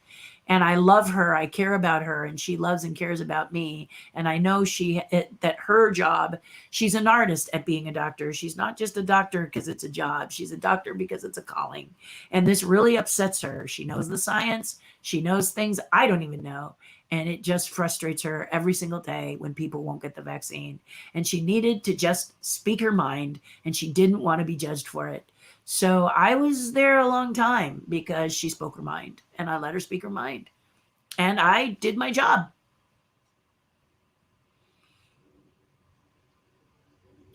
And then I told her a couple of things that were kind of odd and funny about people who won't take the vaccines. This is not you, but I told her a couple of odd things that I had read and that shocked her. And I said, she does an ultrasound of my carotid arteries. I said, while I'm getting that done, why don't you go Google it and see what I picked up? Because some of the reasons are very interesting. That's all I'm going to say. But anyway, you'll find somebody. My vet was open all during COVID-19, and she was one of the few vets that would not refuse you if your dog was very, very sick during the pandemic. Many vets, as I come to understand, slammed the door and would not treat your dog during the pandemic. I don't know if this is the case of your vet, but my trainer and dog sitter for Little Rocket told me that she had gone through this with a couple of her animals, and she, as a result, probably won't have animals anymore because she didn't know what to do when the vets went, emergency, emergency, emergency. And your dog is, really sick, could be dying. and emergency is taking 4 hours to get to someone to see your dog. She just said, I can't go through that. I can't go through that. But my vet is not that person. And so we sat out in the air during the pandemic, masks on, 6 feet apart, while she told me all of the pain she was going through. And, you know, so please understand what your decisions can do to others. And again, I'm not judging you. I just really want you to consider getting a vaccine, because you just don't know who you're hurting by not doing it. And, you know, that's all I'm saying. I love you guys. Please do something nice for someone else. It'll make them feel a whole lot better. This weekend, I'm going to start the Roly Crump Chess Set. Whoop, whoop, whoop, whoop. You were asking me, what am I doing? I'm going to start the Roly Crump Chess Set and record my work. So more to see, lots to hear. Have a lovely weekend. I'm very excited to get it going. And yeah. And I'm going to watch Ted Lasso tonight. The next season, the next episode drops. The next episode drops. Whoop, whoop, whoop, whoop. Yeah. It's a reason to subscribe to Apple TV, guys. I'm telling you, for me, it's probably pretty much the only reason. There's one or two other things I like, but Lasso's it. Lasso's it. I love it. I've been absorbing anything I can about these actors. I'm so excited. The women are strong. It's diverse without making me feel like they're filling a quota. I love it, love it, love it. It's brilliant. So do something nice for someone else. It'll make you feel a whole lot better. I love you guys. Thank you to all of you who commented and asked questions. I know that you may think to yourself, there's only a few people at times, but hey, the people who are here are the people I want to talk to, and I want to talk to you all. But get out, enjoy yourself. You can, just be safe. Take your mask with you, especially if they want you to wear one inside, and wear it with pride, guys, because you're helping each other be better. Feel better, right? Right. Love you a bunch. We'll talk soon. Be safe. See you on